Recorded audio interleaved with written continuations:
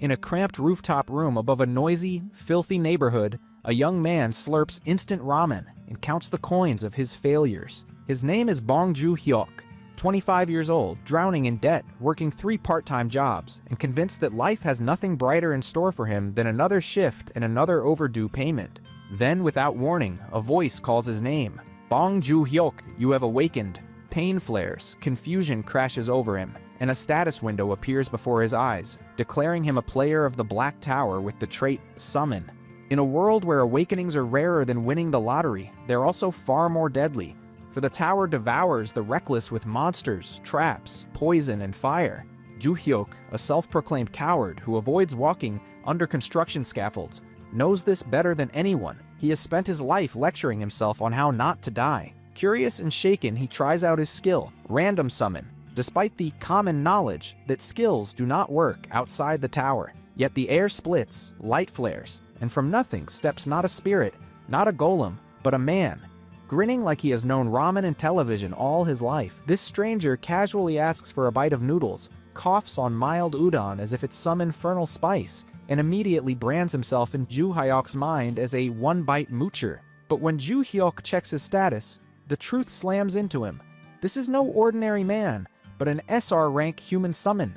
John Cossack, the mad assassin of the Cruel Assassins Guild, famed for a 99% mission success rate and the murder of a powerful warlock. A new set of rules etches itself into Joo-hyuk's vision. The 3 principles of the summoned. The summoned must protect the summoner's life above all, must absolutely obey any order, and if those clash, protection comes first. To test this disturbing obedience, the timid debtor gives the legendary assassin the most humiliating tasks he can think of. Wash the ramen pot, wipe the table, even bark like a dog, and the mad assassin obeys, swiftly, perfectly, almost cheerfully, spinning on all fours with utter submission, proving that his terrifying loyalty is no bluff. At the door pounds another monster, one far more familiar than anything in the tower, a loan shark from the Smile Cash. The illegal lenders who own Joo-hyuk's future, his blood, and even his family's safety. Terrified of what an assassin might do, Joo-hyuk orders Cossack to hide in the bathroom, not move a muscle, and keep silent. The killer obeys to the letter. On the other side of the thin door, the collector smiles with venom, jokes about selling organs, and muses aloud about how much more a younger brother would fetch on the market. Joo-hyuk, powerless and shaking, can only apologize, transfer the interest he scraped together, and swallow his rage. When the door finally slams shut, exhaustion crushes him. A double shift, an awakening, a human summon, and a brush with the underworld all in one day. For a moment, the mad assassin feels less like a weapon and more like a strange roommate.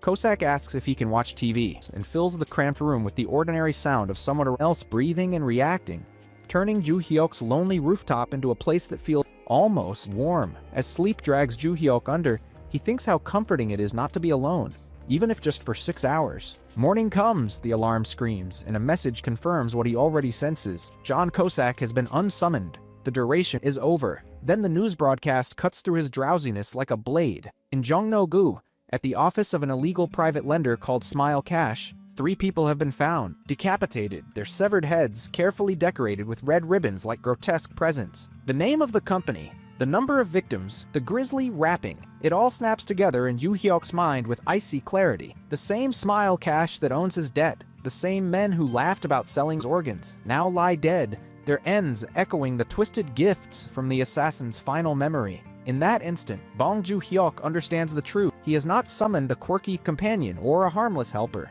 He has bound to himself a psychopathically loyal murderer. The morning after the Red Ribbon murders, the city wakes to a bizarre news headline. Bong Joo-hyuk stares at the screen, at the words Smile Cash murder case, and knows with sick certainty that the unseen killer behind it is his own summon, John Cossack. At the convenience store counter, a customer asks him to ring up his items. He was the loan shark with his gang asking to ring the head. Our MC was terrified by this, but then he wake up to reality. It was a girl, she calls out again, jolting him. His mind runs circles. Those men died because of him, or at least because of his existence as Cossack's summoner. By the time his shift ends, he knows he cannot go on like this. He decides to take the next day off from all 3 of his jobs, just to breathe and think. Back in his room, he opens the catalog entry again. There it is in plain text. John Cossack, SR grade human assassin, mad assassin of the Cruel Guild. with a 6-hour manifestation limit and 3-hour Resumon cooldown. He really was a mad assassin, Ju Hyuk mutters to himself. Kosak may be bound by the system not to harm his summoner, but that does not make sitting across from a cheerful serial killer any less terrifying. Determined to confront the situation, Ju Hyuk chooses designated summon, John Kosak. Before the summon completes, a prompt appears, asking him to leave a satisfaction rating by pressing stars with his finger. The catalog's satisfaction rating field suddenly makes sense. He remembers how Kosak casually slaughtered people while Ju Hyuk was just watching TV, with no explicit command. Part of him wants to give the assassin 1 star for the massive trouble he has caused a regular guy like him, but Ju Hyuk hesitates. His mother once worked as a coordinator for a water purifier rental company, where low customer satisfaction ratings were crushing, and that memory keeps his finger from hitting rock bottom. In the end, he taps out 3 stars and the system chimes. Kosak's satisfaction rating is now set to 3. The assassin materializes with a burst of energy, standing at attention. Reporting for duty. It's a pleasure to see you again. Thank you for the 3 stars. I'll work even harder. Tentatively, Ju Hyuk asks the question he has been dreading. Those men who came to his house yesterday, the collectors from Smile Cash, did Kosak kill them? Yes, Kosak answers without hesitation.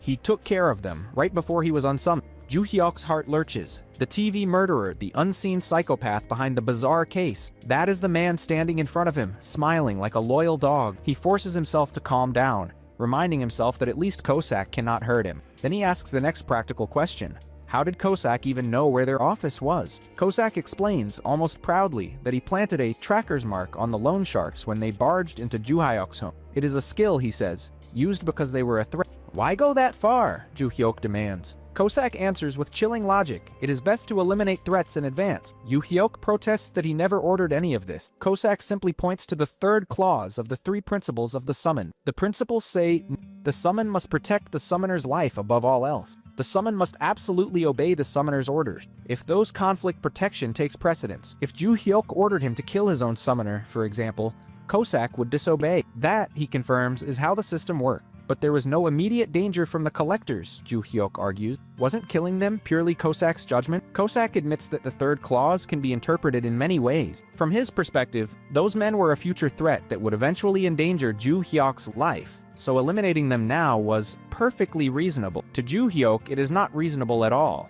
It is psychotic. Kosak only smiles gently and says he hears that a lot. Ju Hyuk understands the logic, but that understanding only deepens his dread. He imagines walking down a crowded street with Kosak at his side and accidentally bumping shoulders with some rough local. The stranger might snap, "You wanna die? I'll gouge your eyes out," the kind of empty street threat people throw around without meaning it. But to a man like Kosak, who filters everything through protect the summoner's life, that could become justification for a preemptive execution and another ribboned head. Suddenly, Kosak drops to his knees, apologizing. He calls it his fault, but Ju Hyuk orders him to get up and listen carefully. Murdering people doesn't help me. In fact, it could drag him into immense trouble, legally and morally. He demands a promise.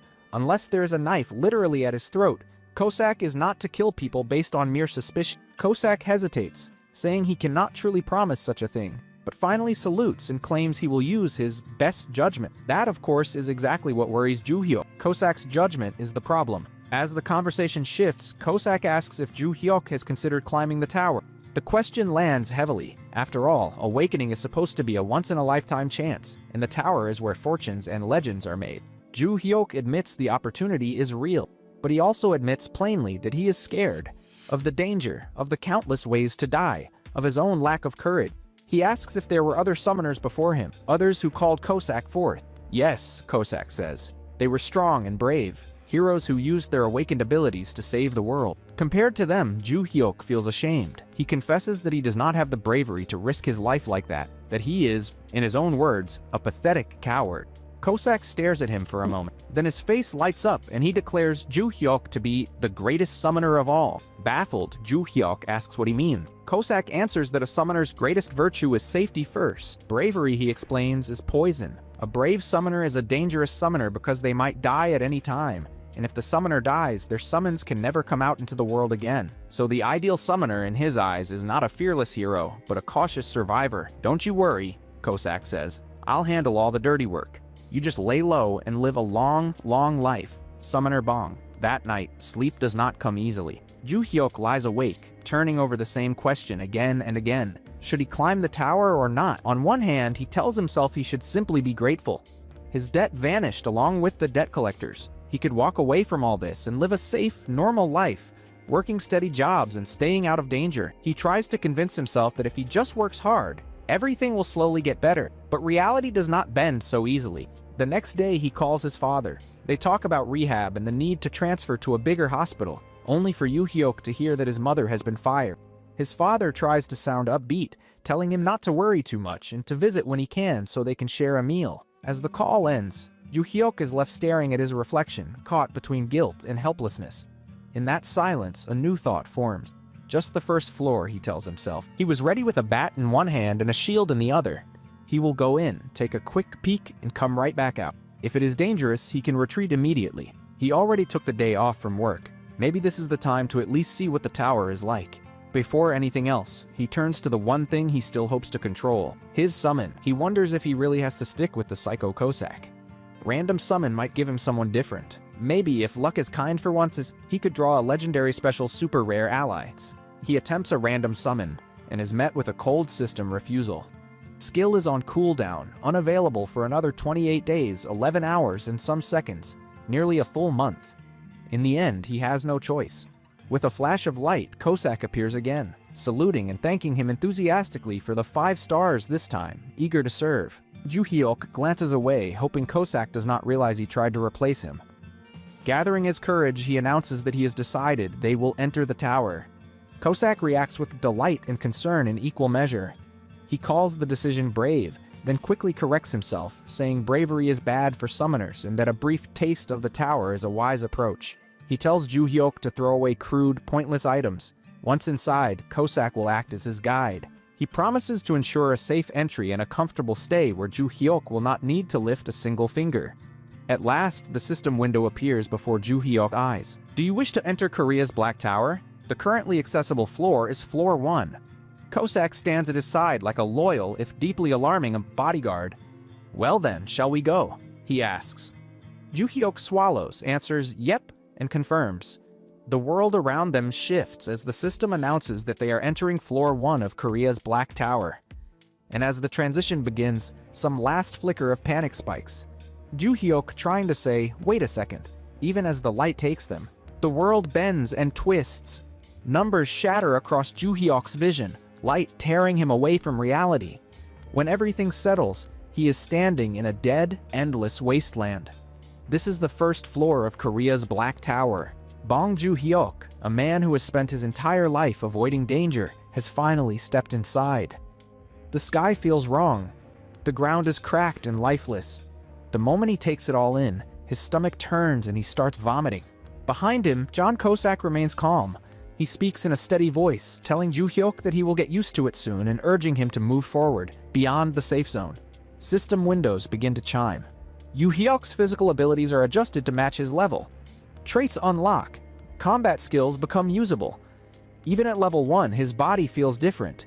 Stronger, lighter, as if he has stepped into someone else's body.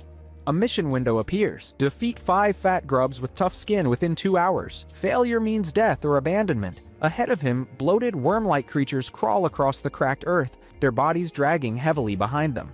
Ju Hyuk recognizes them immediately. The first floor is a tutorial stage. Fat grubs barely attack, but their thick skin makes them irritatingly hard to kill. Most beginners struggle to defeat even one every 30 minutes. Now, Ju Hyuk is a player too. He steels himself and steps forward, deciding to try killing at least one on his own. His resolve falters almost immediately. He has no weapon. Turning toward Cossack, he plans to borrow something, just enough to stab a grub once and gain experience. Before he can speak, a shadow rises. A fat grub lunges toward him. Fear overwhelms him, and he calls out for help. That single call is treated as a command. Cossack reacts instantly. He tells Ju Hyuk to step back, calmly calling it a wise decision, and walks forward alone. With a smooth, practiced motion, Cossack activates a skill. Blades of force sweep through the air. In a single moment, the battlefield is erased. The grubs are torn apart before Ju Hyuk can even understand what he has just seen. The system chimes again. Mission complete. Level increased. Reward granted, 100 grams of magic stone. Another notice appears. an S++ conquest rating. A platinum badge awarded. Ju Hyuk can only stare. It feels unreal. If things continue like this, he might become rich very soon. What he does not realize is that at the same moment, the same notification appears for every player in South Korea. Someone has completely crushed the beginner floor. While the awakened world is thrown into confusion, Ju Hyuk is pulled out of the tower. Teleportation snaps him back to his room. "So you return immediately after clearing a floor," he mutters, still dizzy. The entire mission took around 5 minutes. Others usually take the full 2 hours. He looks down at his reward, a small bundle of glittering crystals and a platinum badge. Magic stones reshaped the world decades ago. They power industries, economies, and nations. 100 grams sells for about 50,000 won, more money than hours of exhausting labor at any of his jobs. His heart starts racing. Grinning, he calls Kosak over. "Mr. Kosak, let's eat." They celebrate their first clear with food. Remembering Kosak's reaction to mild udon, Ju Hyuk avoids anything spicy and orders pork trotters instead. When the dish arrives, Kosak freezes. He sniffs the air nervously and asks if it is spicy. Ju Hyuk realizes the truth. Kosak is extremely sensitive to spice. Relieved to hear it is mild, Kosak thanks him again and again, praising his generosity. As they eat, Ju Hyuk notices Kosak's unusual speech pattern. His words sound polite and old-fashioned. Kosak explains that it is a habit he picked up from a previous summoner. Ju Hyuk jokes that it is like leftover influence from an ex. When Kosak offers to change it, Ju Hyuk refuses. He says it suits him. In that small, warm moment, something settles inside Ju Hyuk. The tower is not as terrifying as he once feared. The next morning, his life begins to change. He keeps his convenience store job during the day and his charcoal grill job at night. What he gives up are the harsh day labor shifts that barely reduced his debt. In their place, he adds something far more profitable: tower conquest with John Kosak. Between runs, Ju Hyuk constantly raises Kosak's satisfaction rating. Kosak smiles every time, thanking him sincerely. When Ju Hyuk asks why the rating matters so much, Kosak explains that higher ratings bring real benefits: longer manifestation time, higher rank, better chances of being summoned. Soon they stand before the tower again. They enter the second floor. The mission is simple: defeat 10 fat grubs with quick wits within 2 hours. These grubs move much faster, scuttling across the ground instead of sitting still. Ju Hyuk panics slightly, unsure what he should do. Kosak cuts him off, saying there will be no time to worry. They will be finished in 3 minutes. Ju Hyuk cheers him on, promising fried chicken once they return. Kosak brightens immediately. Moments later, the battlefield is silent. Mission complete. Another level gained. 200 grams of magic stone. Another S++ rating. Another platinum badge. Then comes the third floor. Before Ju Hyuk can even steady himself, it ends. Another S++ rating. The fourth and fifth floors pass the same way. 5 floors conquered in what feels like an instant. Then a new notification appears. 5 platinum badges collected. A special privilege is granted. The reward reveals itself: an awakened trait enhancement. Because of this, Ju Hyuk can now maintain 2 summons at the same time. By now, Ju Hyuk has reached level 6, and his status window finally reveals just how abnormal his growth really is. His summoning trait has evolved. Thanks to repeated S++ clears, it now allows him to maintain 2 summons at the same time instead of 1. And yet, despite this powerful upgrade, his summon catalog is technically still empty. He has no combat skills of his own, no weapons, no fighting experience. Even so, a single summoned being has been more than enough. John Kosak, the mad assassin, has wiped out every floor without exception. The thought of eventually summoning a second ally turns the tower from a place of fear into something else entirely. Not a death trap, a long-term investment. Random summon is still on cooldown, with more than 20 days remaining, so Ju Hyuk decides to proceed carefully until then, letting Kosak carry him upward while he enjoys his quiet, easy life between work shift. Tomorrow he decides they will challenge the 6th floor again and continue climbing steadily. Far away from his rooftop room, tension is building elsewhere. In Hannam-dong, inside the Korean Awakened Management Agency, team leader Jeon Gwang-il waits anxiously. Beside him, Section Chief Lee Min-ah reviews the daily reports. They're listening for one thing: the tower announcement. These announcements are broadcast to every player whenever something extraordinary happens. Lately, the Korean Black Tower's name has been echoing again and again. Always for the same reason: S++ clears. Minya appears behind Jeon without warning, startling him once again with a habit she refuses to fix. She confirms it calmly. Another announcement: an S++ clear of the 6th floor. Floors 1 through 5 were also cleared in order, all with the same rating: To the agency, that means only one thing: a single player, an unprecedented talent. Until now, Korea's best record barely reached A rank. Director Park Kyung-soo joins the discussion and lays out the danger. No one even knew a rank above A existed, and no one knew such clears would trigger global notifications. In the international awakened community, talent is stolen as often as it is recruited. If Korea does not act fast, this player could disappear. 2 days later, Joo-hyuk cheerfully announces to Cossack that today's target is the 8th floor. Clearing 1 floor per day has become routine.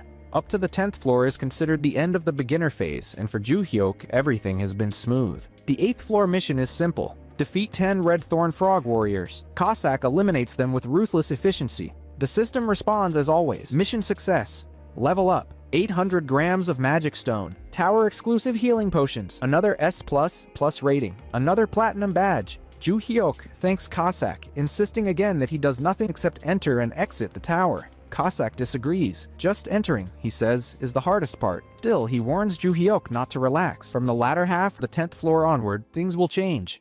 Today, though, it is another 3-minute clear. Joo-hyuk considers giving Cossack a gift. He even offers him 50,000 won to go out and enjoy himself. Cossack refuses immediately. He cannot leave his summoner's side. Absolute obedience. Embarrassed, Joo-hyuk changes plans and suggests ordering chicken instead.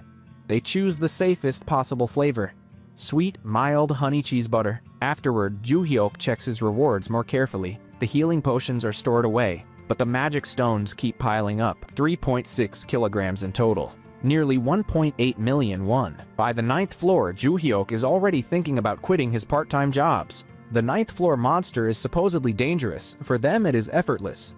Cossack makes victory inevitable. Joo-hyuk raises a drink and a small toast, thanking him sincerely, completely forgetting that this same man once wrapped human heads in red ribbons. Then he activates designated summon again. The system notes that Cossack's satisfaction rating has reached the maximum. This triggers another reward. Cossack's real-world manifestation time increases by 1 hour. Joo-hyuk cheers. Cossack thanks him calmly, promising to assist even longer. Soon after, they enter the tower again. The 10th floor. Joo-hyuk feels the difference immediately. Strength floods his body. Mana coils inside him. For the first time, he feels powerful. He turns to Cossack and declares that he will help in this fight. Cossack panics. If even a scratch appears on his summoner, he says, he would consider it an unforgivable failure. Joo-hyuk insists. Then the enemy appears. A massive mantis-like boss towers over them. Nothing like the earlier monsters. Joo-hyuk jokes that sending 2 people to fight such an insect might hurt human pride. Cossack says that is not the issue. When the battle begins, Joo-hyuk's contribution shrinks to a single shout. Cossack fighting. The mantis attacks. Cossack dodges, sprints up its claws, and unleashes a storm of slashes. The monster falls. The system announces success. 1 kilogram of magic stone. Another S++ rating. With the 10th floor cleared, Joo-hyuk qualifies for the 11th. His total stash reaches 5.5 kilograms. 10 platinum badges. A new privilege unlocked. The ability to copy 1 skill from a summoned entity. A list scrolls past. Before Joo-hyuk can think, Cossack speaks. Shadow Step. Joo-hyuk asks why. Cossack answers simply. If something happens, this skill will let Joo-hyuk escape. Joo-hyuk grumbles, offended, even as he confirms the choice. The system registers the skill. Shadow Step is acquired. He insists that quick footwork is not just for running away. Then he tries it in the real world. Nothing happened. No effect. No movement. On the 11th day, Joo-hyuk finally contacts the Awakened Management Agency. Nervous and stammering, he reports his awakening and asks about selling magic stones. The operator congratulates him and asks to visit his home. He agrees. For someone who has avoided attention his entire life, this feels terrifying. At the agency, Lee Min-ah and John Gwang-il receive the notice. Another applicant. They decide to investigate. They arrive at a rundown building and knock on a small door. Joo-hyuk opens it nervously and invites them inside. John introduces himself and Mina. As Mina looks closer, recognition dawns. Her heart starts racing. She leans in. It's you, isn't it? S++ Awakener. Section Chief Lee Min-ah leans in so close that Joo-hyuk can feel her breath against his face. Then she asks the question that makes his spine go cold. It's you, isn't it? S++. Inside, panic explodes. Does the agency have some hidden way to identify players? Did he mess up somewhere? His mind instantly falls back on the survival habit he has relied on his entire life. Deny everything and act normal. Out loud, he lets out an awkward laugh and says he has only heard about it, maybe. He insists it cannot be him, but his body betrays him. Min-ah notices immediately. The stiff smile, the frozen posture, the way his eyes dart away. It is the face of someone caught completely off guard. Team leader, Jian snaps at her, reminding her that he told her not to probe like that. She steps back at once and formally apologizes for the disrespect. Ju Hyuk exhales in relief, so it was a test. At least for now, they are backing off. As part of the standard procedure, they begin the orientation. A cheerful cartoon mascot named Tabby pops onto the screen, smiling brightly as it invites him to learn about the tower, turning the end of the world into a polished PR presentation. The video explains that 20 years ago, black towers appeared overnight across the globe. Each one was taller than any man-made structure, sealed off by an invisible barrier. No weapons, no science, and no military force could even approach them. Everything changed when players appeared. Awakened individuals discovered that the towers functioned like games, with floors that could be cleared one by one. Outside the tower, players were ordinary people. Inside, they became something else entirely. They gained strength, skills, and rewards that upgraded equipment, generated massive wealth, and even supported national economy. Then the tone darkens. If a tower goes uncleared for 6 months, a collapse countdown begins. When it reaches 0, the tower falls, and the entire surrounding region is destroyed. 3 years ago, the Mumbai Tower collapsed. The city vanished from the map.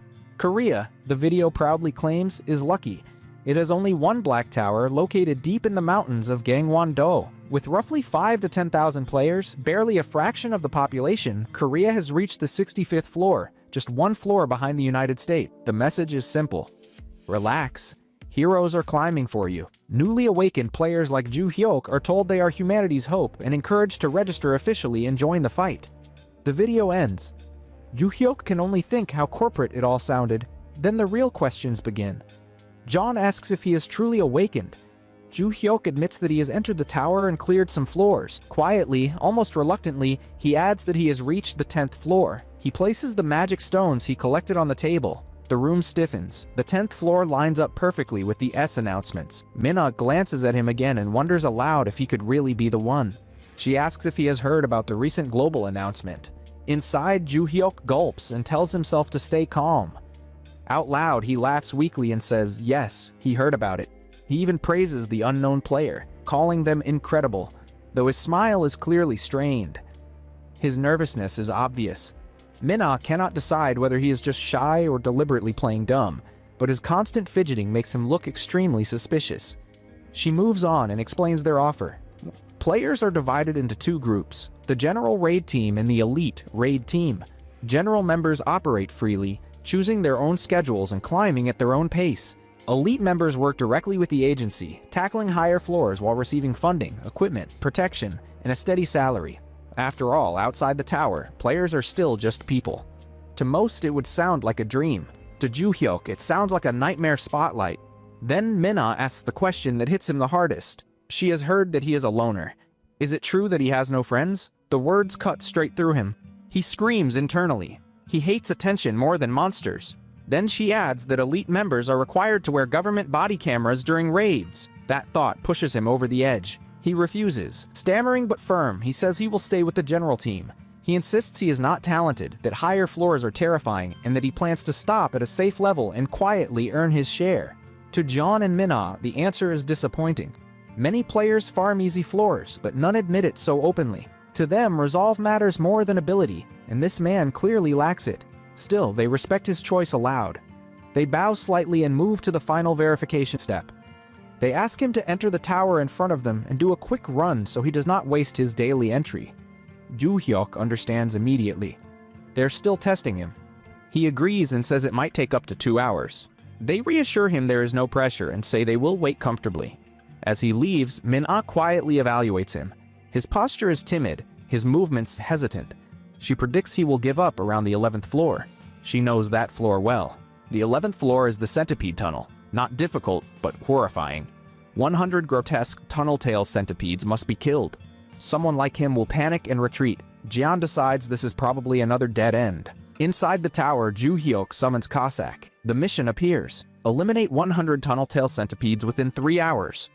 He is horrified. Centipedes, 100 of them. It feels like the tower is mocking him personally. Cossack, unfazed, says he can finish in 5 minutes. Ju Hyuk stops him immediately. No speed run, no S. Slow and steady, drag it out. Cossack understands at once and agrees. They move carefully. Cossack barely attacks while Ju Hyuk keeps telling him to slow down. Then suddenly, centipedes burst out from beneath Ju Hyuk. His legs freeze. Cossack steps forward, furious that such filth would approach his summoner. In seconds, the creatures are shredded. Ju Hyuk shouts for him to stop, but Cossack cannot. The first rule overrides everything. Protect the summoner. Blades flash, bodies fall. The tunnel becomes a storm of steel. Ju Hyuk tries to protest, too late. The system chime rings. Korea's Black Tower, 11th floor cleared. Rank S, platinum badge granted. Ju Hyuk curses under his breath. His plan is ruined. Cossack apologizes. He had no choice. They are forcibly ejected as the 12th floor unlocked. Outside, Minna and Jeon wait. Only 5 minutes have passed. Then the announcement hits. An S++ clear. Ju Hyuk returns to the room. They stare at him in shock. He breaks the silence. He says he never wanted this, but now that they know the truth, they will have to stay quiet. Behind him, Cossack stands silently, black blades drawn, murderous intent filling the room. Ju Hyuk suddenly shouts, his voice sharp enough to feel like a death sentence. "You two, I need you to be silenced." The words leave his mouth with frightening clarity. In his mind, the scene explodes. Before he can even finish the sentence, Cossack moves. Steel flashes. Both throats are slit in a single motion, clean and merciless. Black ribbons wrap around their necks like grotesque decorations. Ju Hyuk freezes in horror. The severed heads roll toward him, mouths opening and closing, calling his name again and again. Bong Ju Hyuk, Bong Ju Hyuk, Bong Ju Hyuk. His breath catches and the vision shatters. Reality snaps back. Jeon and Section Chief Lee see only Ju Hyuk standing in front of them, drenched in sweat, eyes focused, babbling frantic apologies. Minna softens her voice and asks if he is all right. Ju Hyuk gulps and admits that his imagination ran wild for a moment. He forces a strained laugh and insists he is fine. Jeon clears his throat and steers the conversation back to business. The agency desperately needs someone like him on the elite team. He claims the 11th off-floor announcement must have overlapped with someone else's clear. An unbelievable coincidence, he says, praising the unknown player as amazing. Neither John nor Minna looks convinced, but suspicion is not proof. For now, they accept his denial and move on to paperwork. Ju Hyuk asks for a standard player contract. What appears instead makes his blood run cold. Not just elite contract, but something beyond that. An ultra-elite contract. 12 billion won annually.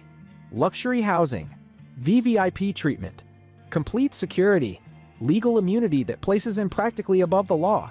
These are privileges reserved for Korea's rank 1 player, and they are offering them to him like it is already decided. Ju Hyuk swallows. The rewards are overwhelming. So are the invisible chains wrapped around them. So he does the most Bong Ju Hyuk thing imaginable. He refuses, flatly. If it is not a standard contract, he says, then he will not register as a player at all. Jeon is stunned by how violently he rejects the offer. Ju Hyuk explains quietly that he hates attention. Being watched exhausts him. Constant scrutiny feels just as terrifying as monsters. Later, Minna summarizes him in a single sentence. An extreme introvert. Climbing the tower is fun now, maybe. But it is only the 11th floor. The future is unclear. Backing off feels safer. A standard general team contract is prepared. To outsiders, the decision is maddening. Why refuse fortune and power? But Ju Hyuk knows the truth. Elite benefits come with elite obligation. Once you step onto that path, you can never simply stop climbing. All he wants is a better life, not to become a symbol. Back at the awakened management office in Hanamdong, Director Park is furious. He grills Jeon and Minna, reminding them that they described Ju Hyuk as timid and unambitious. That does not align with an S achiever. Jeon insists the description is accurate. Ju Hyuk is, by every visible metric, painfully ordinary, and yet every S announcement aligns perfectly with his tower entries. There is no doubt who is breaking records. Director Park waves away concerns about personality. Talent is talent. The order is simple. Bring him into the elite team no matter what. Jeon bows and accepts. Elsewhere, in a cramped rooftop apartment, Ju Hyuk is yelling, "I told you absolutely not." The target of his rage is John Cossack. Ju Hyuk explodes at him for almost blowing their cover again. He threatens immediate unsummoning if Cossack pulls another stunt. Cossack apologizes instantly, loyalty intact but clearly chastened.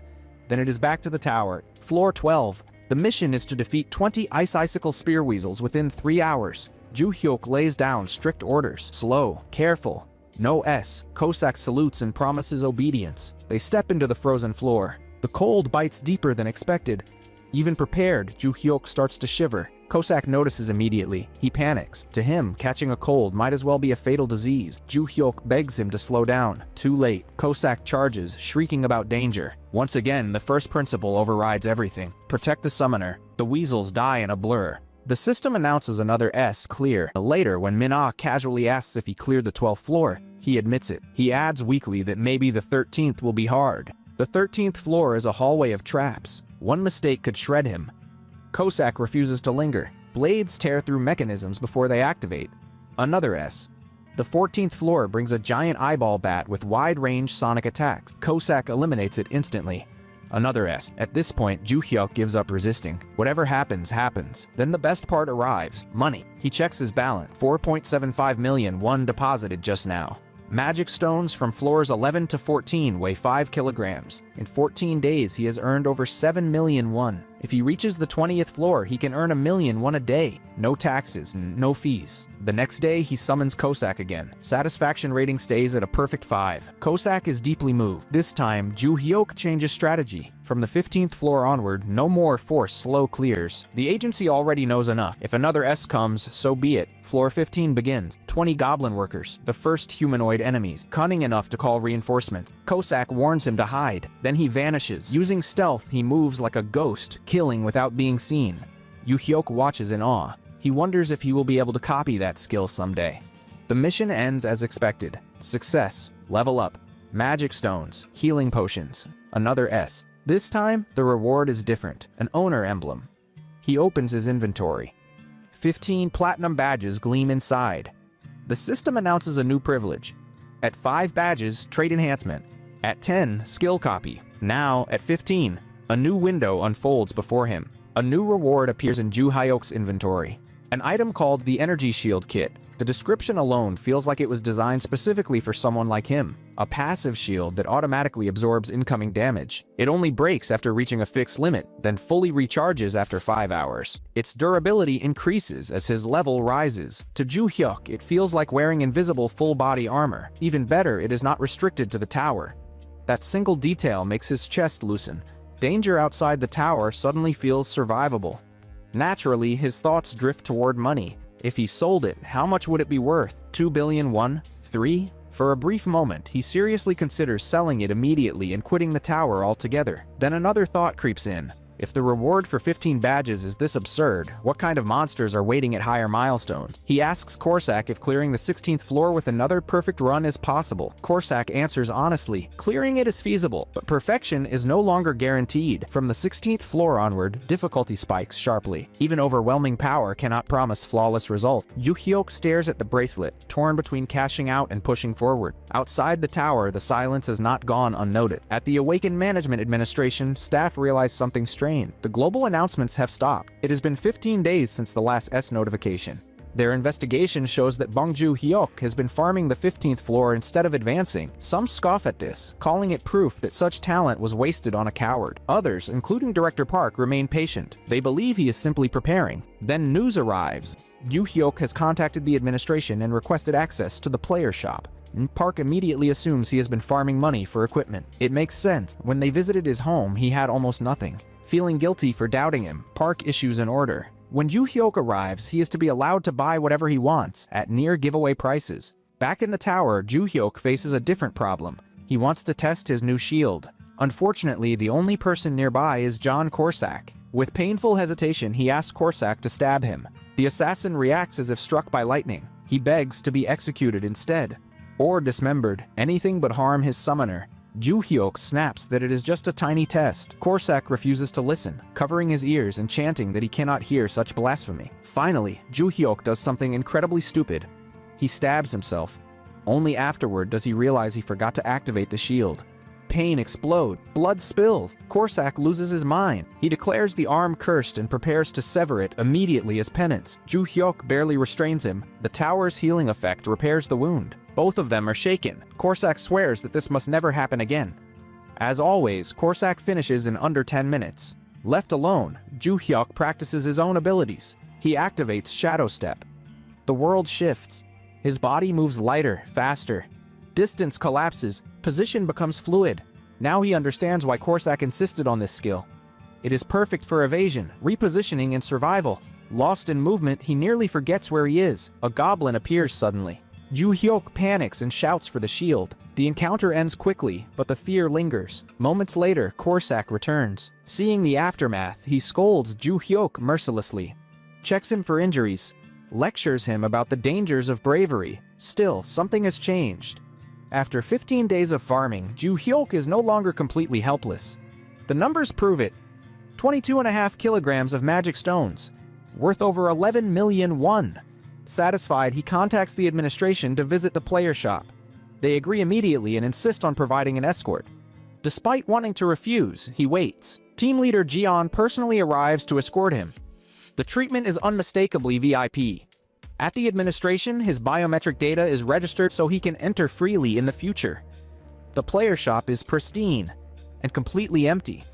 He sells his magic stones first. The clerk confirms the value and offers immediate credit. Shopping drains him. He plans to buy only essentials and leave. Behind the scenes, Director Park has arranged everything. The shop is closed to others. Prices are slashed by 90%. Not free, because generosity that obvious would make Ju Hyuk uncomfortable enough to refuse. As he browses, the discounts are unmistakable. Items that should cost tens of millions are listed for a fraction. He realizes this is intentional. Part of him feels burdened. Another part feels quietly thrilled. The basilisk leather walkers catch his eye. Durable, stylish, perfect. Combined with the energy shield, they eliminate the need for heavy armor. He remembers his original promise, to stay modest and safe. The next day, he summons Corsac again. This time, he announces they will move on. The cooldown on random summon has ended. He can finally use his second slot. He tells Corsac they will summon another ally. Then he prays. To gods, saints, Buddhas, luck, and nonsense magic alike. He activates random summon. The system responds. Something begins to manifest. It is so strange, so overwhelming, that Ju Hyuk's first thought is not fear, but whether his security deposit is about to disappear forever. This manhwa is still ongoing, but for now, I've explained the first 7 chapters. I've mentioned the name in the description, so if you want to keep enjoying it in the future, make sure to like and subscribe to Manhwa Buddy, because we are your buddy.